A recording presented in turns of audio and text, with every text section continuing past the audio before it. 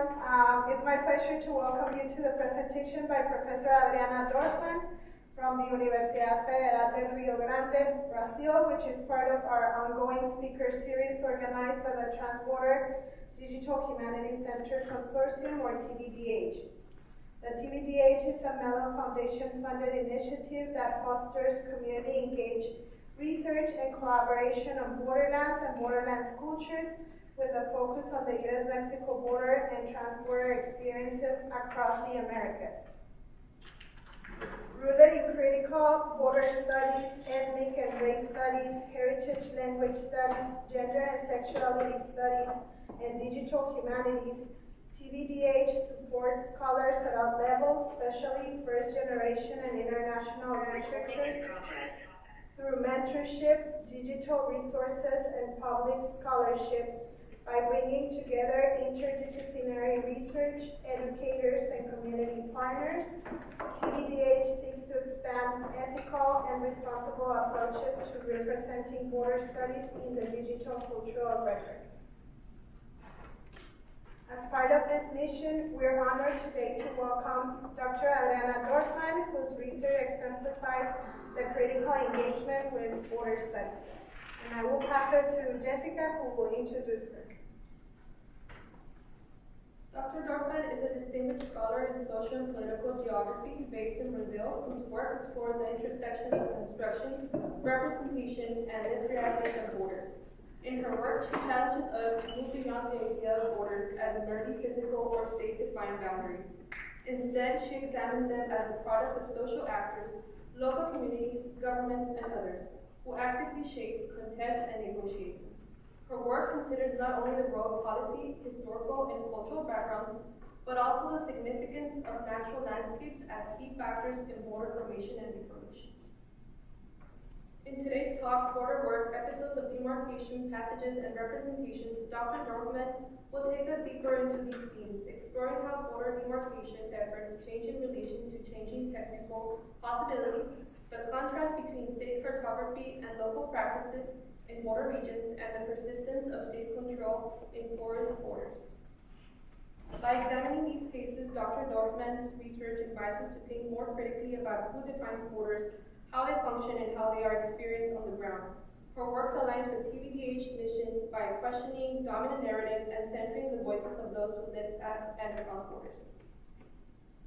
We are truly honored to have Dr. Dorfman with us today. Following her talk, we will have a time for a Q&A session, so I encourage you all to engage with her work and bring your questions to the discussion. Before we begin, I'd like to extend a heartfelt thank you to everyone who has supported this event, from our speakers and contributors to those who have helped with interpretation and translation work, ensuring that there's accessibility for a wider audience. Your efforts are invaluable in making these series a truly inclusive space for dialogue. I also invite you to join us for the remaining 3 talks in our series, where we will continue to explore borderlands research through different perspectives and methodologies. You can follow TBDH on Instagram, Facebook, X, and Blue Sky to stay updated on upcoming events and ways to get involved. And now, please join me in warmly welcoming Dr. Dorfman. Okay. So, well, good night, everybody. I would like first to thank Dr. Silvia Fernandez and her group at the Transborder Digital Humanities Center Consortium for this invitation to be here, for their work as well, which I'd like to acknowledge because it's very innovative, very important. I would also like to thank the College of Liberal and Fine Arts at the University of Texas at San Antonio for their competent, friendly staff and the translators. I would also like to thank them, as well as the foundation that recognized the importance of this project.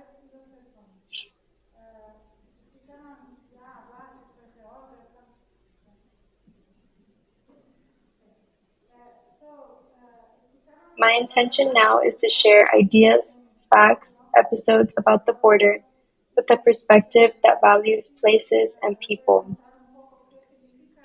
You heard me mention that I'm a geographer. You already heard that I'm a geographer.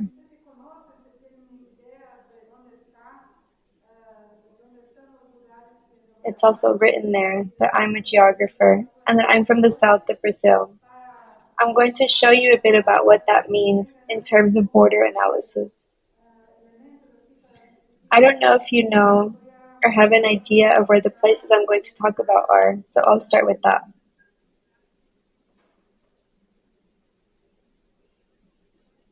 But before that, for more clarity and to give you a few more elements for discussion, I'll show you the key words for this presentation.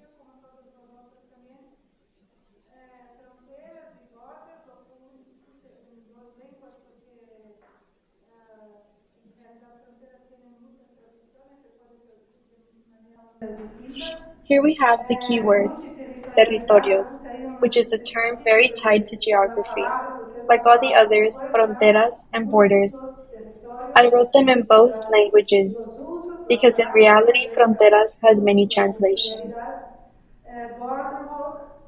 It can be translated in many different ways.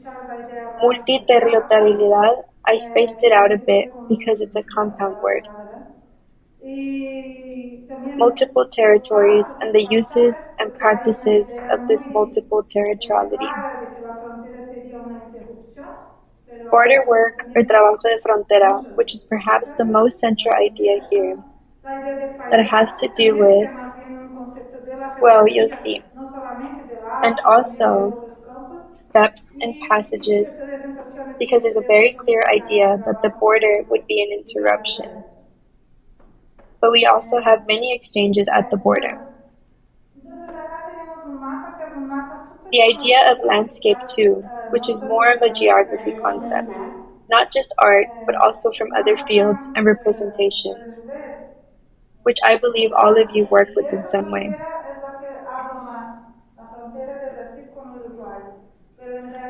So here we have a map. That's a very well-known map. Maybe not so much in America.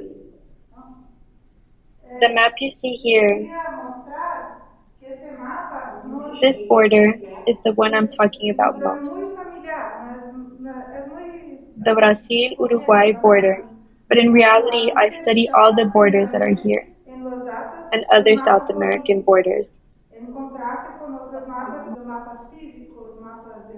I wanted to show that this map, it's very familiar, very common,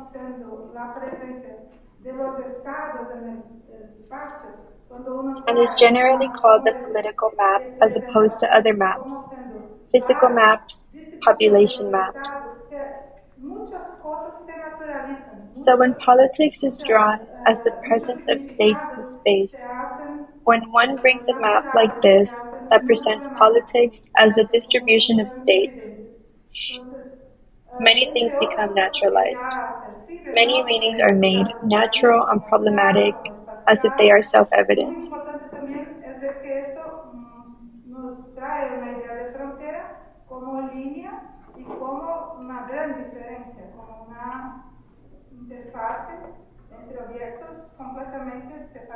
So among other themes, it seems, right, that the state is there as something natural, spatial. It's also very important to see that this brings us an idea of the border as a line and as a great difference, as an interface between completely separated entities.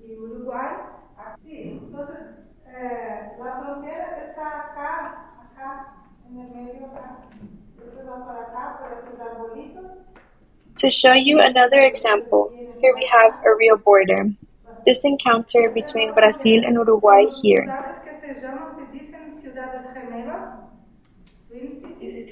So the border is here, in the middle. It goes this way, has these little trees, and then continues this way. This is the border. These are cities that are called twin cities. There are many of these cities along the whole border. They have fairly large populations. In this city, there are about 80,000 people on each side of the city. These are very integrated cities. What's interesting is how we got to this, right? This isn't a border that's weak or incompetent.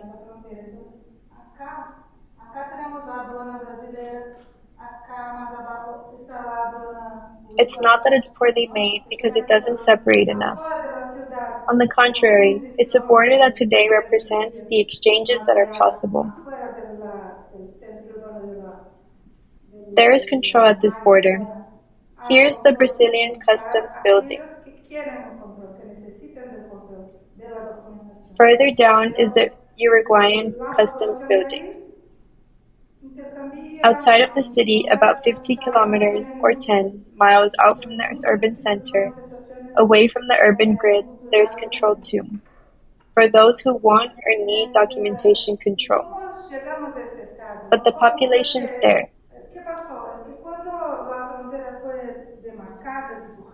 Exchanges, conversations, chats, there are many different cultural expressions too.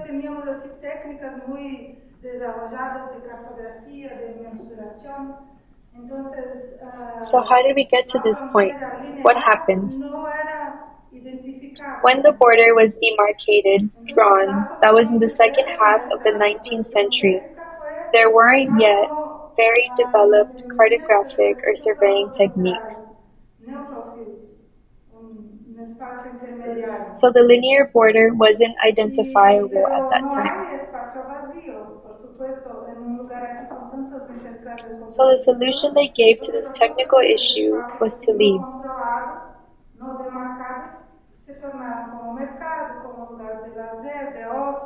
You can't see it well, but it says neutral field, an intermediate space. But there's no empty space, of course, in a space like this, with so many exchanges, so many people. What happened was that these uncontrolled, unrestricted spaces became markets, places of fun, of commerce, of gathering.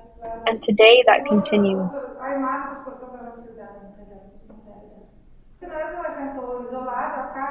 What's important is that with the meanings and the national symbolism, you'll also see here a very large monument with the flags of Brazil and Uruguay.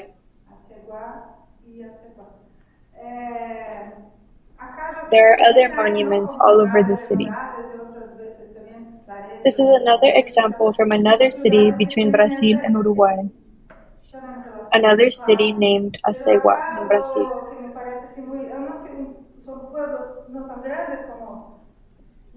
Acegua and Acegua. Here I know that there is also Nogales and also Laredo and Nuevo Laredo. Many cities that have this clear relationship. But here, what seems to be very interesting to me is that they are towns. They're not as big. And here we have, right on the border, a seesaw, a play area for children. When it was built, they played the seesaw on the borderline so the kids from around there could rock back and forth, up and down.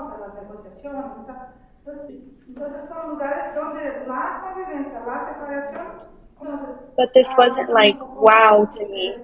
It took me like many years to really notice it, to realize.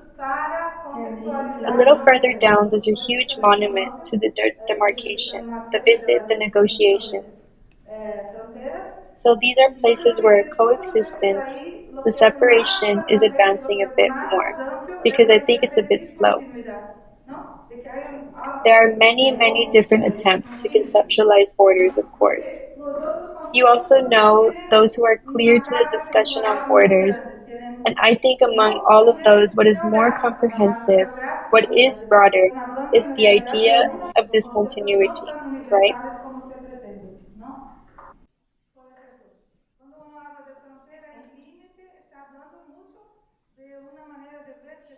Because the other concepts all carry a very strong temporal weight. They also have a very strong geographic imprint. They're actually talking about, these are not such universal concepts that they are made out to be. For example, when one talks about border and limit, one is very much referring to a way of seeing that is spread from French geography, from European geography in general. I've been talking about what I've been teaching now, that there's an end to something and that there's also contact to the region. So when we talk here about natural border, artificial border,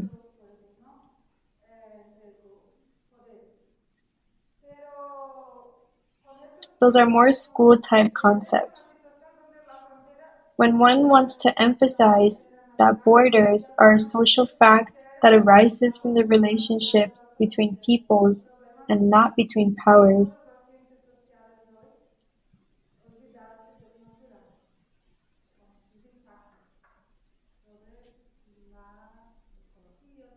that presents a situation where the border is never a natural border, and in the end, the natural condition of the border is disregarded. This is a problem across all the social sciences today. Forgetting the natural with all its impacts on ecology, on our survival, on neglecting the environment. So another thing that I think strongly carries the idea of geographical constraints and shows that the concept or the concepts of border have a lot to do with the places from which they are thought. There are these two concepts that seem like synonyms but are very different. Frontera and the frontier. In Spanish and in Portuguese, it's frontera. Frontera as if it were all the same. But they are very different processes. Truly different processes. Because frontera presupposes being face to face. So recognizing what is beyond. So they are recognized borders between states that are the same, not Uruguayan states. It doesn't matter that Uruguay has a tiny fraction of the territory. There is a mutual recognition. But La Frontera is very different.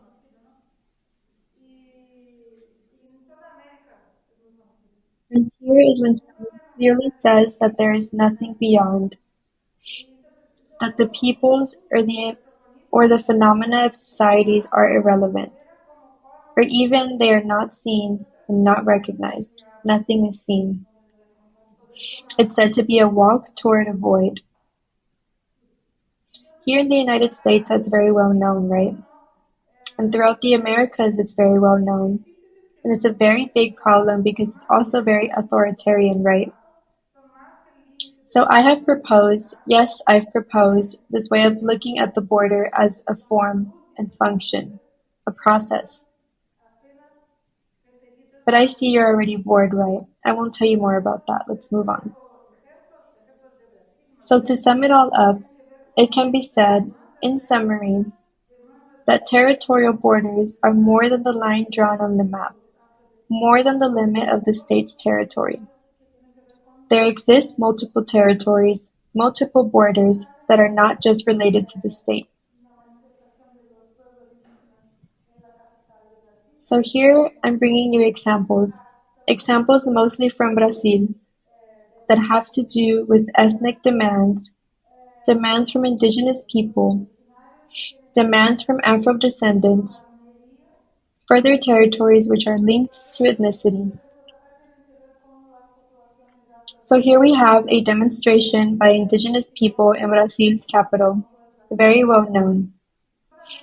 Here are also other examples of demands by indigenous peoples, peoples of indigenous origins, that have to do, for example, also with land rights.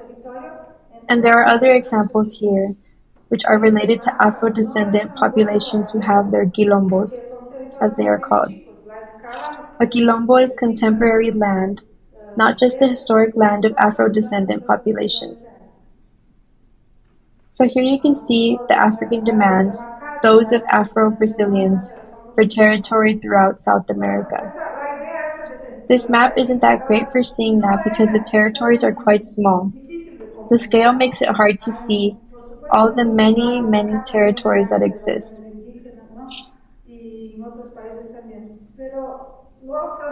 Some are demarcated, others are in dispute, but there are many more. Here, well, this idea of ethnic territory is not so difficult to understand. Of course, in many places here, there are also indigenous reservations, right? And in other countries as well. But the border as territory is not necessarily an ethnic-based territory. That's very important. So what is it that makes it possible to think of the border as a territory? What is it? What makes it possible to think of the border itself as territory, not just the territory of the state? It's the practices, it's the actions of the population there. It's the pursuit of various resources that are on one side or on the other side of the border. What the border itself gives us as a form of positivity. That's very important because the central issue here is that we always think of the border as a limit, always as an impediment, always as violence. But that doesn't reflect reality. So the border can be thought of as a place, as a project, as a technique, as a relationship. We haven't talked much about that. As multi-scalar as resources. So this idea that the border is built by the people who live there, not only by the state, is represented in this position of trabajo de frontera, or border work. But the idea of border work itself has once again two sides. There's the work of constructing the border and the work of the people who live there. What's central here is the idea of work. So much is done and the border is undone. To know that we, as scholars, as researchers, and the people who live there, the border populations are in the process of building something.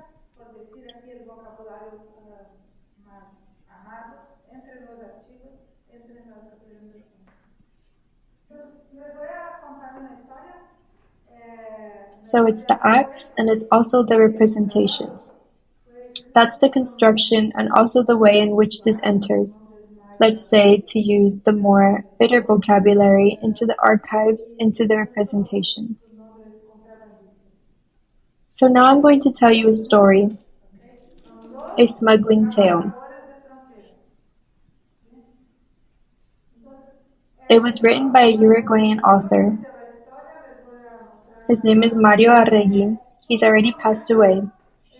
And it tells of men, contrabandistas. There are two border workers. So this is kind of representation of the story. I'll show it to you here. It all begins at sunset, at the end of the day in Uruguay, on the banks of the Uaron River. There are 5 men with their horses from this region where they're from, very connected, a highly recurring symbol. And besides those 5 men with their horses for bartering too, another 30 horses with loads, loaded, and also a blind mule.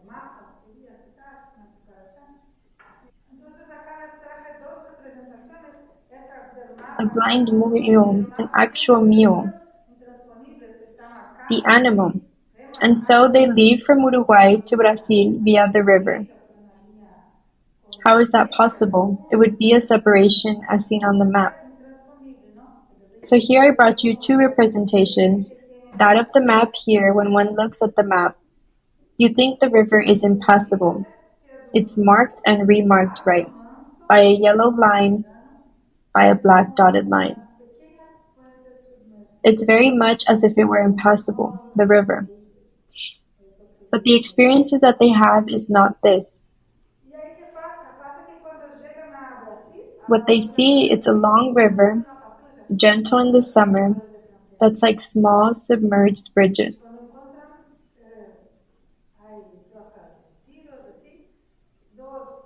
That's what they see. And then what happens is that when they arrive in Brazil, to the Brazilian shore, they encounter a patrol. the other border workers, and when they find that there are trades, there are shots like that to die. One is shot and the horses are lost. Everything falls apart, and they decide to return to Uruguay. They go back, but they return once more.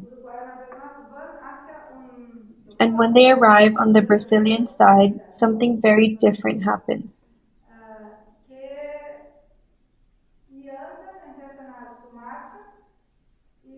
They arrive to Uruguay once more, from Brazil after, when they are unable to cross the border, which did not allow passage.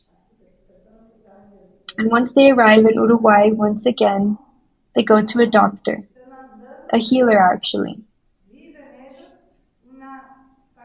a folk doctor, and they begin their march, and they encounter ghosts, people who are hanged, people who are behind rocks, like people who spook them. What happens? They're walking and they experience a landscape now. With the dead, it is explained in the story, a landscape like that, with the dead. So then there are many passages there.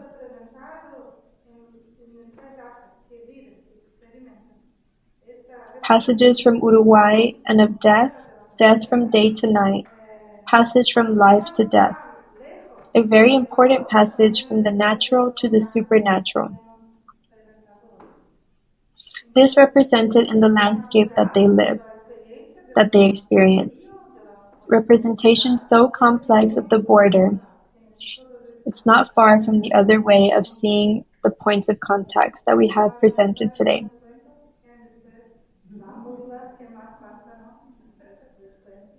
So it is natural, it is the experience of the river, of the possibility of crossing. And it is also very supernatural, it has all these aspects in the same place. I won't tell you the end of the story. If you want, we can talk about it later, about what happens, right?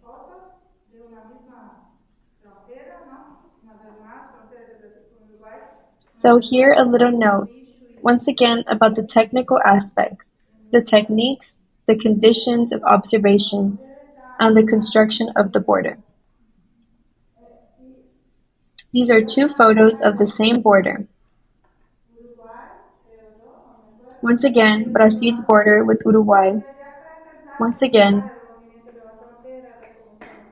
Shui in Brazil, Shui in Uruguay. The border is here in the middle. And over here is Uruguay, I think. I don't remember, and the other side is Brazil. The idea is to sit here and watch the movement of the border. See how the people are. And here is the same thing, but now in a different color. So it's not very different. It's a very subtle detail. If not, it would seem like nothing relevant, and you can see very well that the place for spreading out, for watching people's movement, has a very clear, marked national character too. And now you see why there are two photos, because it would seem very clearly like two different things, the same here, then here. Colors of Uruguay. Here is the bench and behind Brazil. The representations thus have a very big impact, once again, of technique. The technique for drawing the border, the technique for representing the border on the ground and off the ground. So another representation of the border also here, that is a panel. That is another pair of twin cities on this border. This is Barra do Quaray and Bella Unión, the name of the city.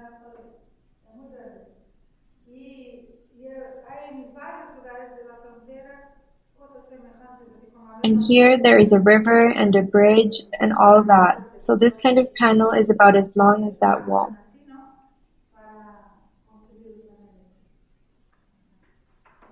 It's very big, and there are various places on the border with similar things. The same technique, a technique of layers of different colors that are used like that to construct the image.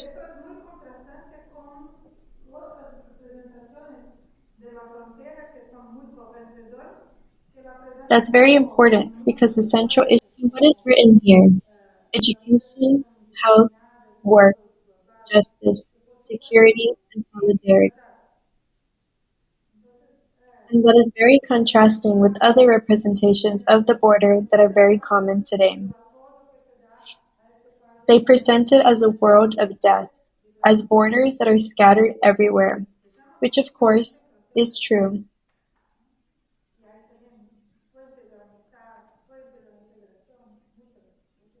So Border of Peace is a nickname that is given to that pair of cities, the first one I showed you, and it is officially called Border of Peace.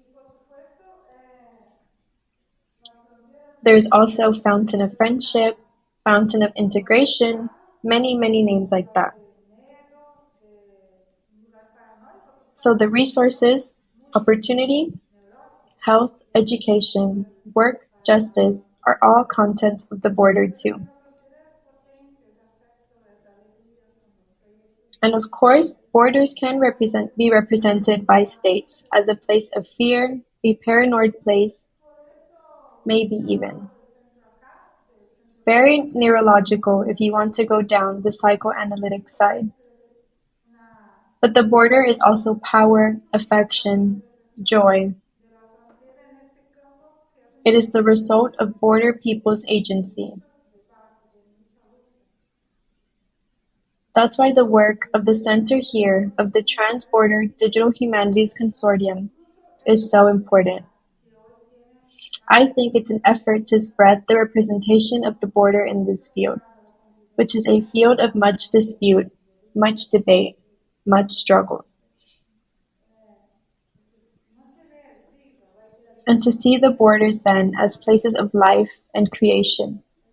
Even this border here, which today is going through a difficult process, coexistence is no longer very challenged.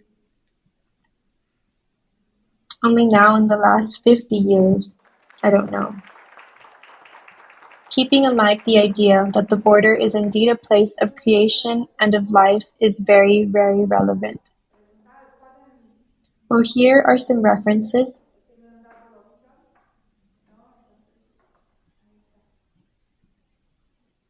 Thank you. Thank you very much for being here with us. I'm looking at the images you put up there, and it makes me think.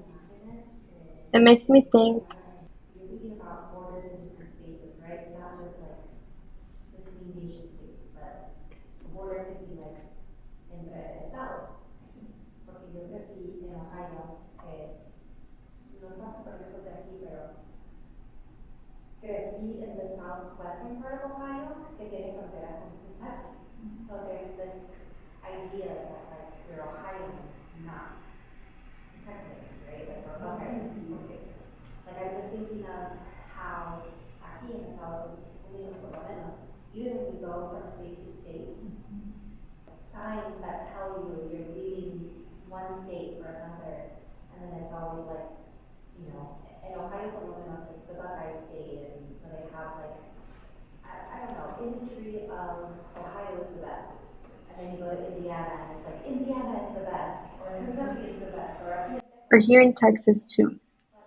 But when I was looking at the images in your presentation, I saw there's not this, I don't know, like when you're looking at the demarcation, it's not as obvious. Like we wouldn't know one is Brazil or Uruguay unless you picked up on these, like los colores diferentes que usan. I guess when you're thinking about it in those terms, how does that affect the people in those areas?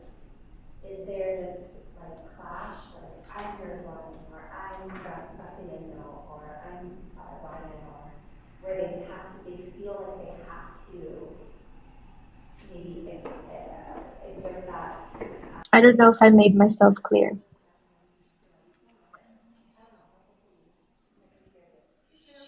Yes, I think so. Thank you for the question, for the dialogue. Speaking only of territorial borders in this space.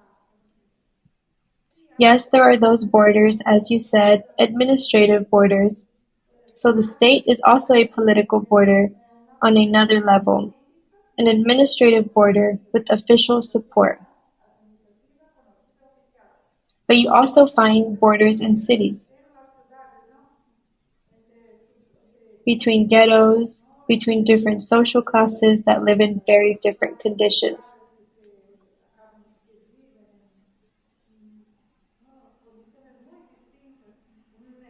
One example I like to give here, but in Brazilian cities, there are places where garbage is collected and places where garbage is thrown away, which are very different attitudes regarding public space that have to do with that separation, that segregation, that border.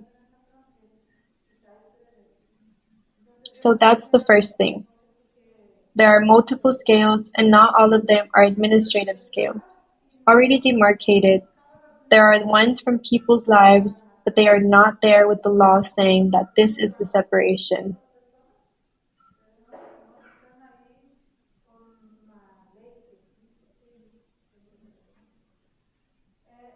And then the truth is that my view on that there is of course someone who is on the border, they know they are in Uruguay. It has happened to me many times like that.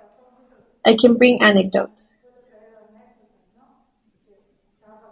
I was in an official Brazilian car that cannot enter Uruguay without a special permit because the state vehicle cannot leave.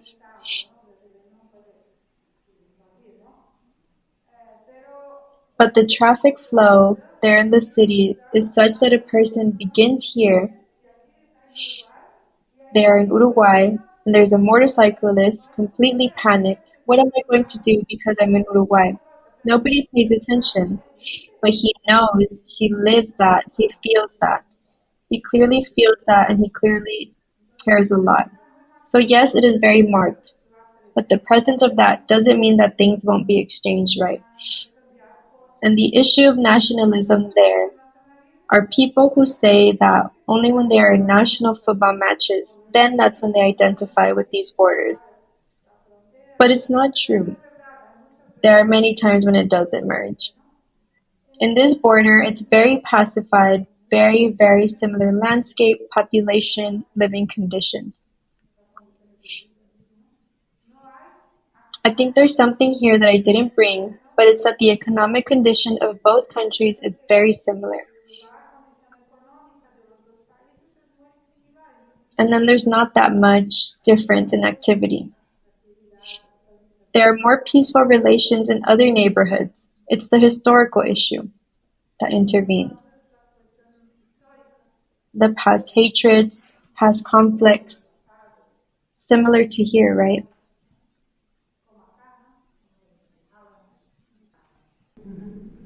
Adriana, yo tengo una pregunta. I have a question about, you talk about like the possibility with digital humanities of bringing like a diverse understanding of borders and reshaping in some way, like how we perceive, but what do you think are the challenges of doing that kind of work?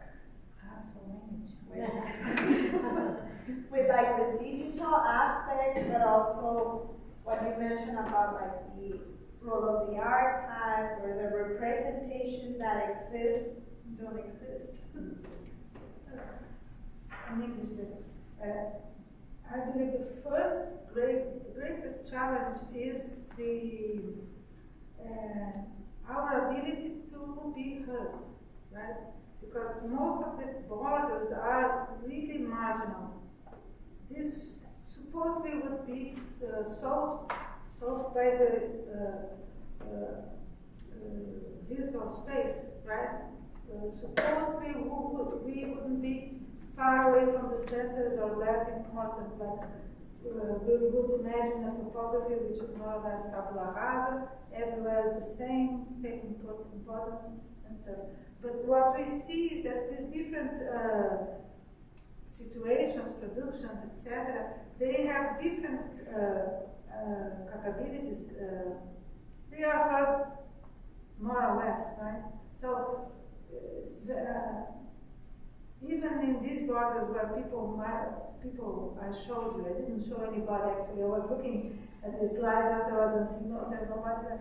But anyway, even in these places, the representation of the border as built here in these very conflicted borders with walls, with patrols, with problems with migrants, even there, many times I do exercises with my students, younger ones mostly, and they get to represent the border like a wall.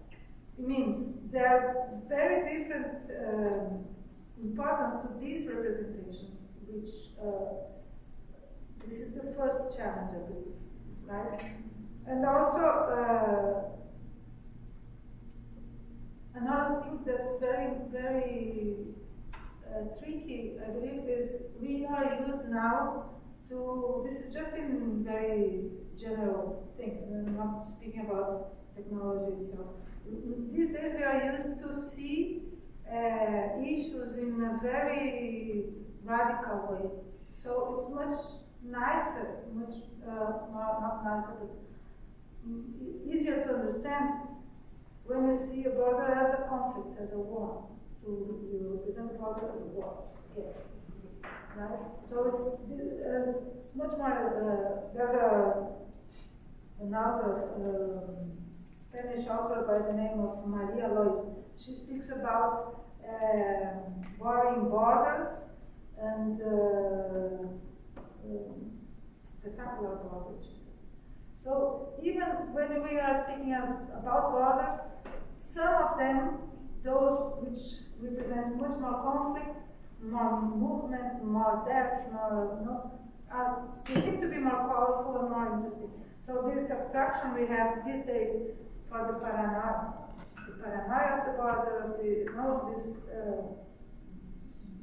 bloody border, this is, I believe, another problem we face. And the last thing I would say, there are so many problems, right?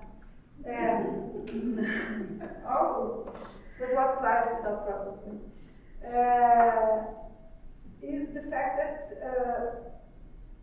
most of the people who work with borders, about borders, they live in borders also, therefore are marginal, therefore they are in the periphery, therefore they are not so able to get funding.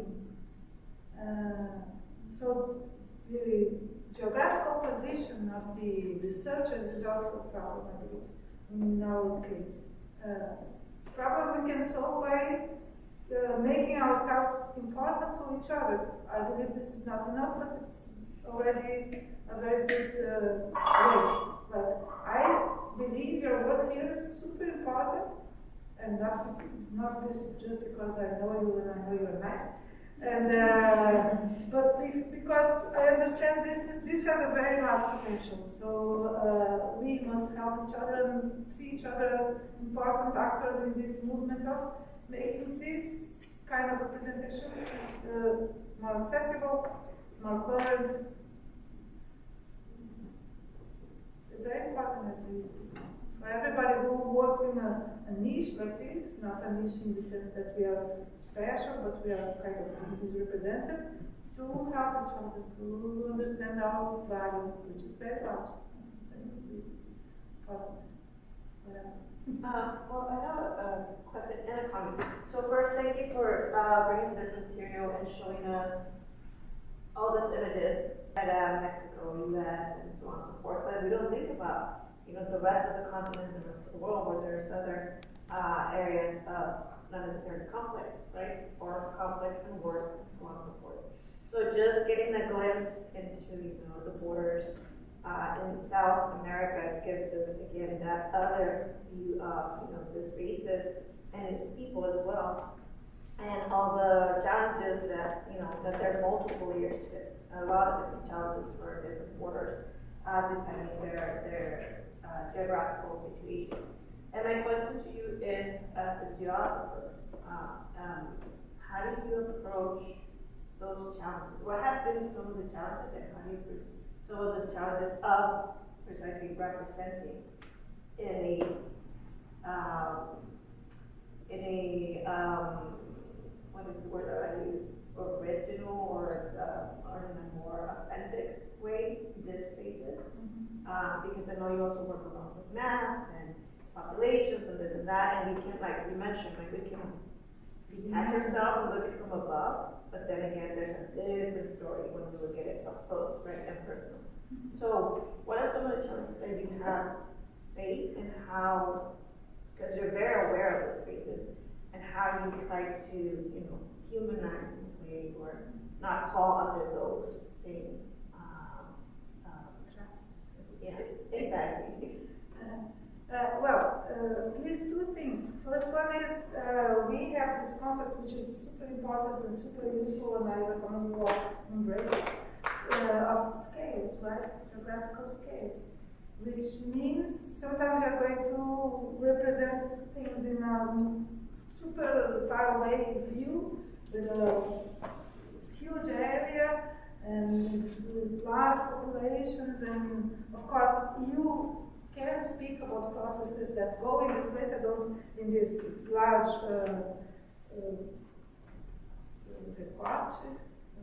cut of space, exactly. But then you have to be aware that you're going to speak in a very generalistic way. You must know you cannot take one part and generalize it for everything.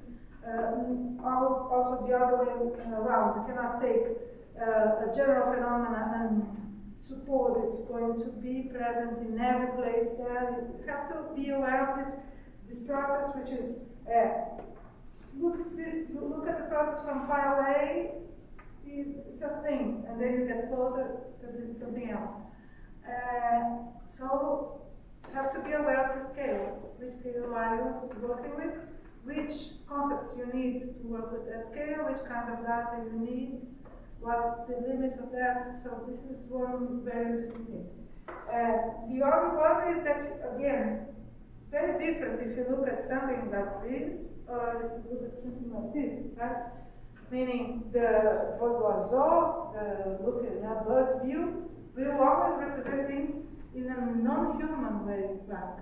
You always see things as just not the map itself, which is also, again, a choice of what you can represent, what we will not.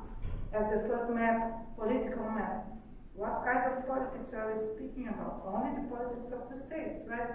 Other politics are not represented.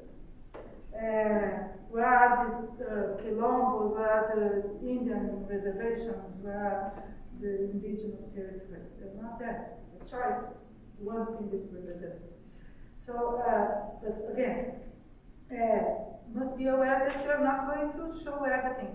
So this first thing, as always in methodology, I think this is the great, the only thing that science can actually bring in the table when discussing, presenting things, is to show what were your choices. You're not speaking about everything. You have choices. Previous desires, maybe political beliefs, maybe the way the things you studied, like me. I always look at the space, right? So I was stricken that you are all here. But it's common. Thank you. Well, that doesn't. Yeah. Also, it's easier. But of course, first people sit in the back. But no, this is just a secondary. Well, so I think this is it. You have to discuss and understand what you are doing. So you know what were your limitations. Well, Stephanie, what happened? So there was these three people and the mule, right? The one who was shot, he was the reason why they were seeing all this weird stuff, It was his imagination which was projected on this landscape. So these people who were there, the painters, the headless ones, They were people who he had killed in his life, in his work. And he was in delirium like this. So the two brothers who were guiding the mule and the guy on the mule, they killed the guy, and then all this stuff disappears. It just kept on.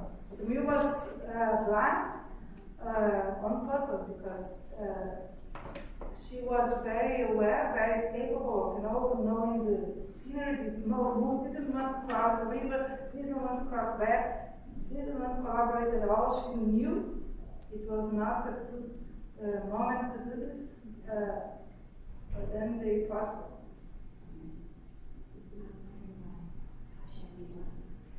To be more sensitive.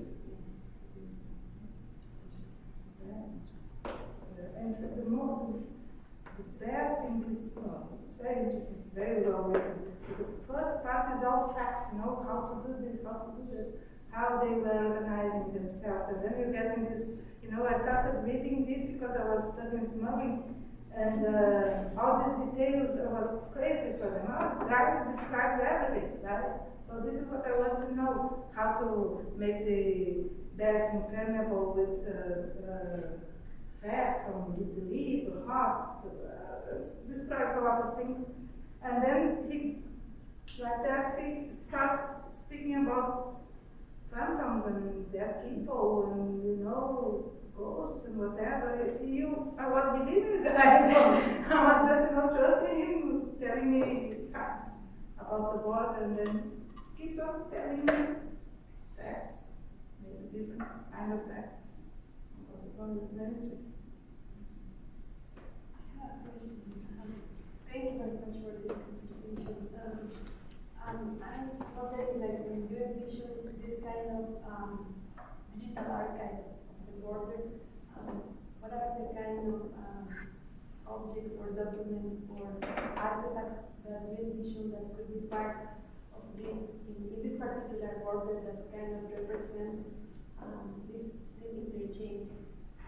We saw those pictures, but I was wondering if there's a kind of collaborative project about artistic manifestations or something that takes place in this border and that could be part of this testimony of how these borders have changed.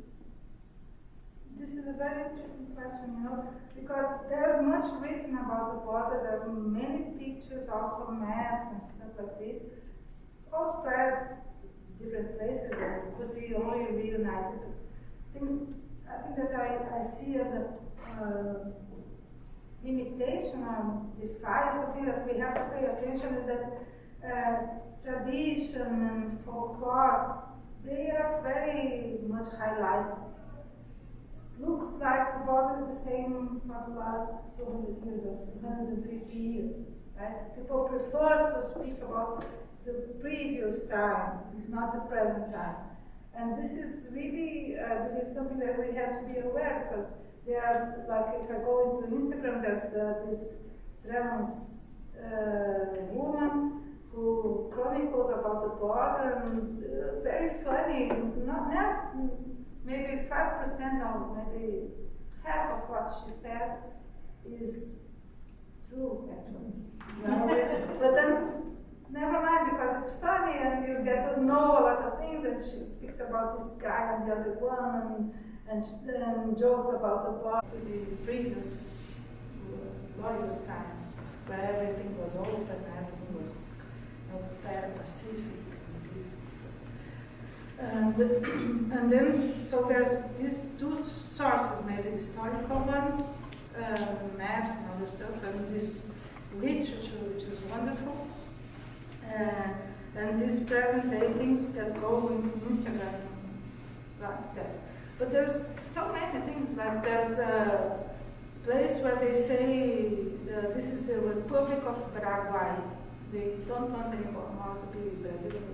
And this is just a gallery, art gallery, and they even give you a passport if you want, of the Republic of Paraguay. Or maybe it's I don't know, maybe it's not the Republic, I believe it's the reign of Paraguay.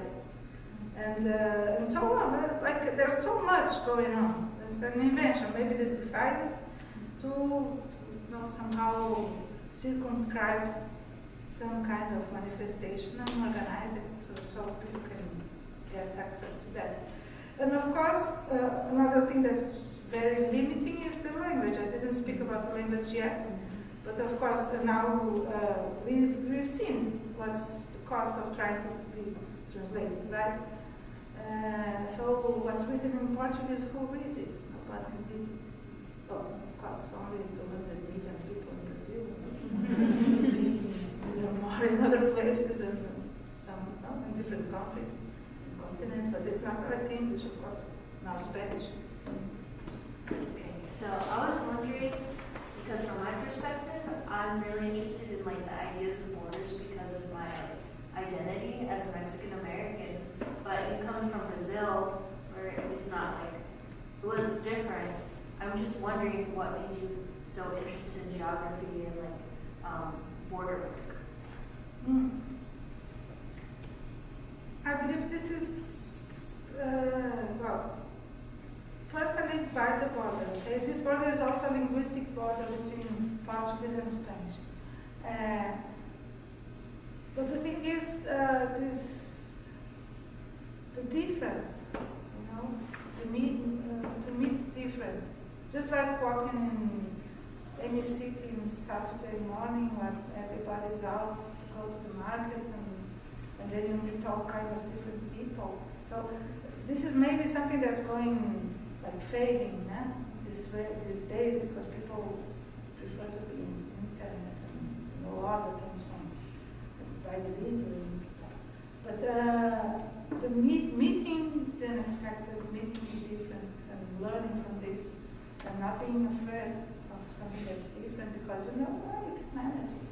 Maybe it's not super easy, but you can manage it. Like being here, for example. We manage, right?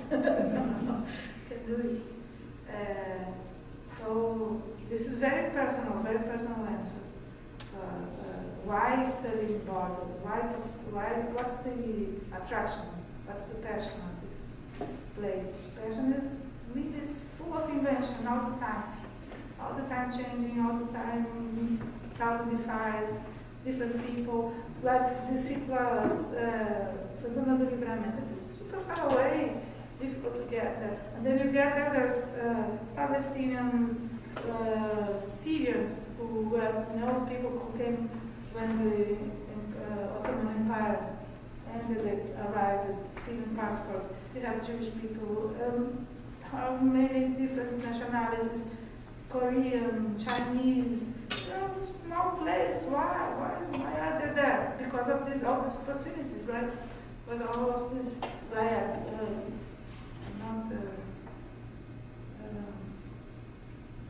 porousness. Right? It's a very, very funny place.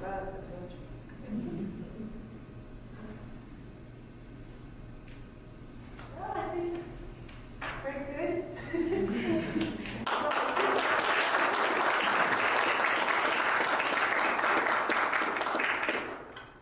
And also, of course, my university it's a large university, many different post-graduations, some fellowships. So let's try to keep the dialogue.